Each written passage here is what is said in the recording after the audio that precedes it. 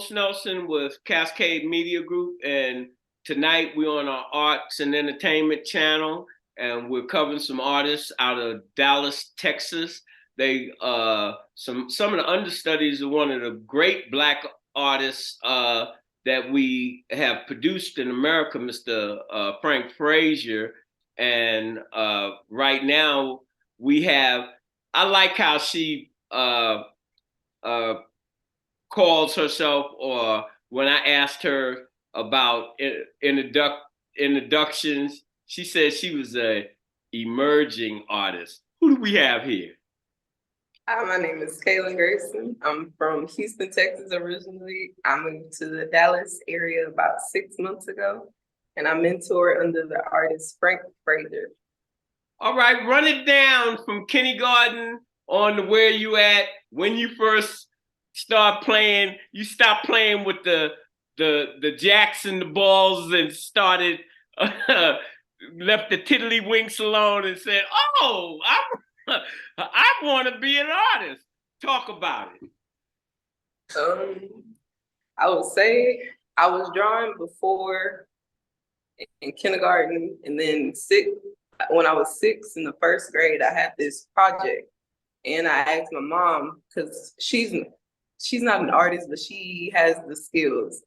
And I asked her, "Can you teach me how to draw this?" And I sat there and I watched her draw every little line, every little detail. And from then I copied and I kept copying, and I would do the same little face. And then about middle school, I had my first art teacher, Mrs. Crow, and she taught me how to make my art look more realistic. And then from there, I had my teacher, Miss Steinecker, and she taught me pastels and paint. She taught me that it's a whole another world other than just pencils and shading and erasing. So she taught me that. And then I'm cutting you off for a minute because yes. when you mentioned pastels, I remember my mother wanting a portrait of my grandmother in pastels, and working with pastels is no joke.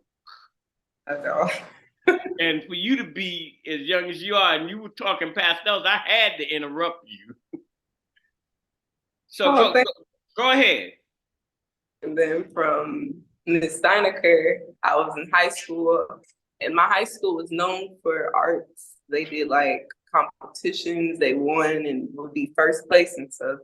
And it took me until like my sophomore, junior year to get into art classes, because I did do like computerized stuff. But she taught me to go more in depth with faces, to highlight, shadow, erase the original lines, and get dimension. And she taught me that part.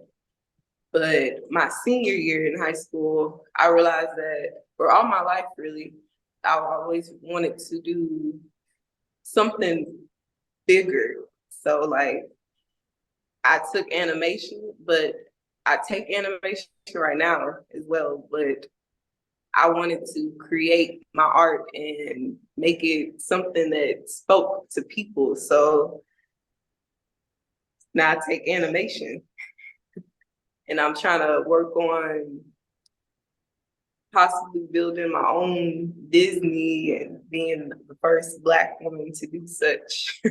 Did you hear in the other interviews?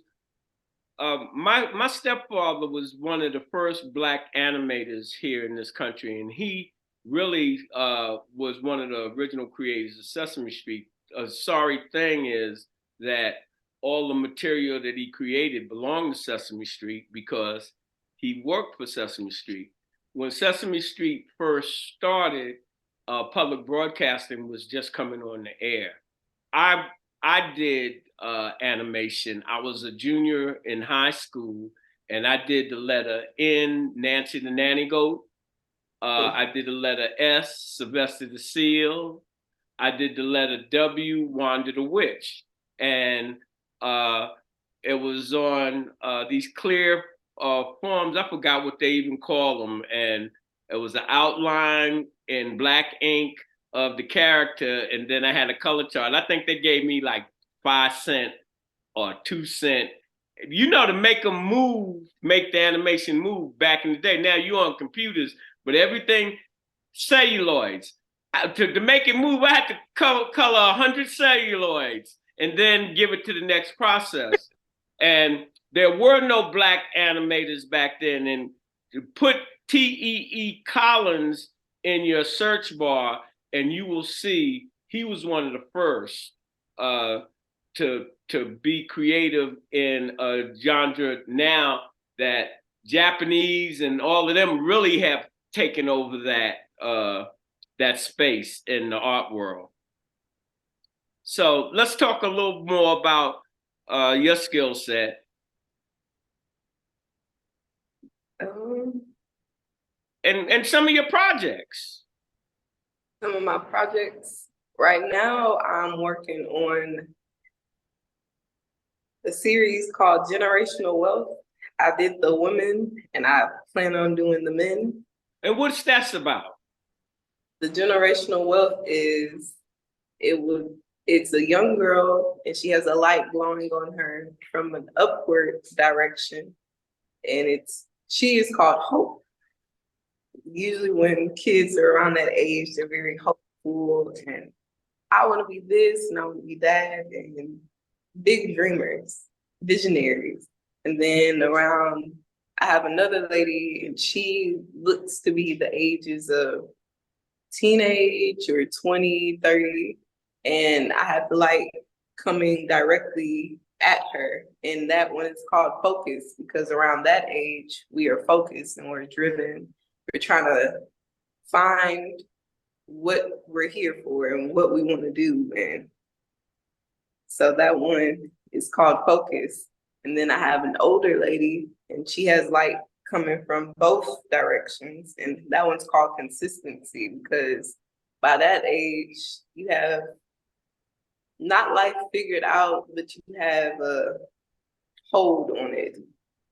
And then the last one, I put Nefertiti, and I put her because I think that name she just holds wealth itself. And it's like, I wanted to show through the timeline that you are a queen, Black woman. All right. So those are some of the pieces that we're going to see in this next shot.